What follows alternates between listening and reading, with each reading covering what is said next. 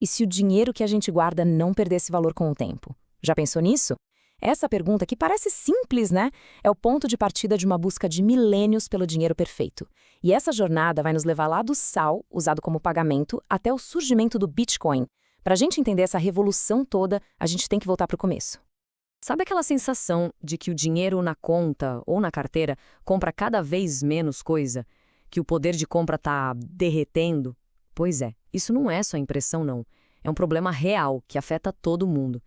E é exatamente esse o desafio que, olha, por séculos muita gente inteligente tentou resolver. Então, para a gente entender por que o dinheiro perde valor, primeiro a gente precisa dar um passo para trás e perguntar, afinal, o que é dinheiro? O que ele faz? Quais são as funções dele na nossa sociedade? A resposta, na verdade, está em 3 pilares bem importantes.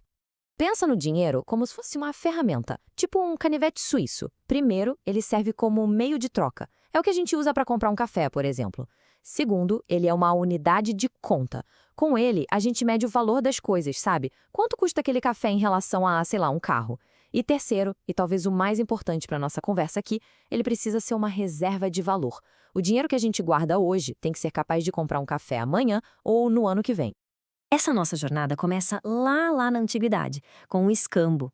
Imagina só a confusão que era tentar trocar umas galinhas por um par de sapatos. Você tinha que achar alguém que quisesse exatamente suas galinhas e tivesse os sapatos que você queria. Super ineficiente.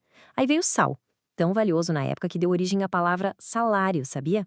E finalmente, o brilho do ouro e da prata apareceu como uma solução muito mais prática, mais durável e que transformou o comércio para sempre. E com o tempo, a gente foi meio que criando um checklist para o dinheiro ideal. Ele precisa durar, né, ser durável, precisa dar para dividir em partes menores, ser divisível, portátil, fácil de carregar, fácil de verificar se é verdadeiro. Mas olha, tem 2 características que são as estrelas aqui. A escassez, para ele não perder valor do nada, e a segurança, para que ninguém possa simplesmente tomá-lo de você. Guarda bem esses 2 pontos, tá? Eles vão ser super importantes mais pra frente. Bom, o sistema baseado em ouro parecia super sólido, né? Era uma base de confiança que durou séculos. Mas aí, em um momento bem específico do século XX, tudo mudou. Uma única decisão que abalou todas as estruturas do sistema financeiro mundial e nos jogou no caminho que a gente está hoje. É que assim, por muito tempo, o dinheiro de papel era basicamente um recibo. Isso mesmo, um comprovante. Cada nota de dólar, por exemplo, era uma promessa de que se podia ir lá no banco e trocar aquele papel por uma quantidade real de ouro que estava guardada num cofre. O valor não estava no papel em si, mas no ouro que ele representava. E aí, em 1971, o presidente americano Nixon foi a público e disse exatamente isso.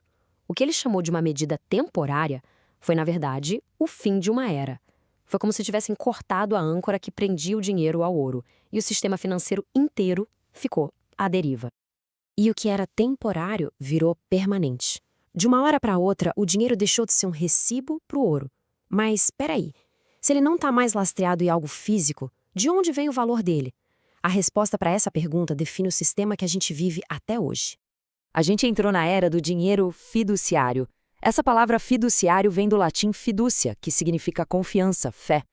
Ou seja, o valor do nosso dinheiro hoje é baseado unicamente na confiança que a gente tem no governo que emite ele. E aqui está a grande vulnerabilidade. Diferente do ouro, esse dinheiro pode ser impresso sem limites, e isso abre uma porta gigantesca para a inflação. Avançando um pouco no tempo, a crise financeira de 2008. Aquilo ali abalou a confiança de todo mundo no sistema. Foi um caos. E no meio desse caos, a necessidade de uma alternativa ficou escancarada. E foi exatamente nesse cenário que uma nova ideia surgiu. Uma resposta tecnológica para um problema que, como a gente viu, é bem antigo. Em 2008, no olho do furacão da crise, o Bitcoin foi apresentado.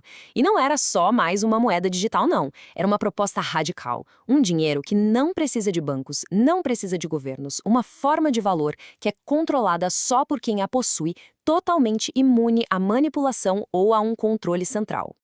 E no coração dessa revolução tem um número: 21 milhões. E esse número não é aleatório, não. Ele é a promessa, a garantia, de que, diferente do dinheiro que a gente conhece, o Bitcoin tem um estoque limitado, finito, e que não pode ser mudado. E essa é a grande virada de chave. é o número máximo de bitcoins que vai existir. Ponto final. Enquanto governos podem ligar a impressora de dinheiro quando quiserem, desvalorizando o que a gente já tem, o Bitcoin tem esse limite rígido, 21 milhões, nenhuma a mais. É uma escassez garantida por matemática e não por promessas de políticos. E agora? Agora chegou a hora do grande confronto.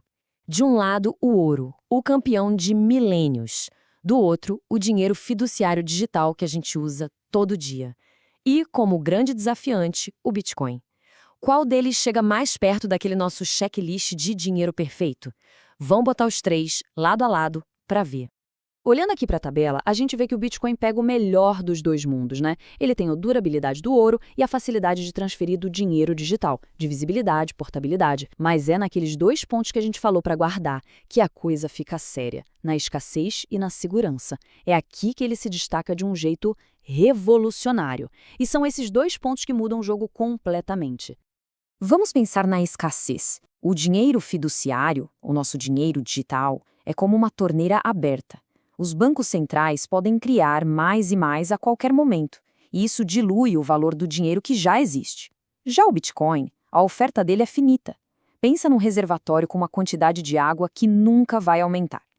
É essa escassez absoluta, matemática, que protege o poder de compra. Agora, o confronto da segurança. Ouro e dinheiro no banco são confiscáveis. Uma autoridade pode congelar sua conta, pode apreender seus bens. Com Bitcoin, a história é outra. Se ele for guardado do jeito certo, com as chaves privadas, ele é inconfiscável. Isso porque ele é protegido por criptografia, que é tipo um cofre digital super seguro. Ninguém, nenhuma entidade pode tomar seus bitcoins sem essas chaves. É o que a gente chama de patrimônio soberano. Então é isso, essa combinação única de escassez absoluta com a característica de ser inconfiscável que leva a essa ideia. Muita gente reconhece o Bitcoin como a melhor forma de se ter uma reserva de ativos. É, como dizem, o nosso ouro digital, mas com essa vantagem de ser impossível de confiscar. A história toda nos mostra que o dinheiro está sempre evoluindo, né? O ouro foi a grande reserva de valor do passado, uma resposta para o mundo físico. A grande questão que fica no ar é: será que o Bitcoin vai ser a reserva de valor do futuro? A resposta para o nosso mundo cada vez mais digital? A busca pelo dinheiro perfeito continua, mas talvez a gente esteja vendo o começo de um capítulo completamente novo.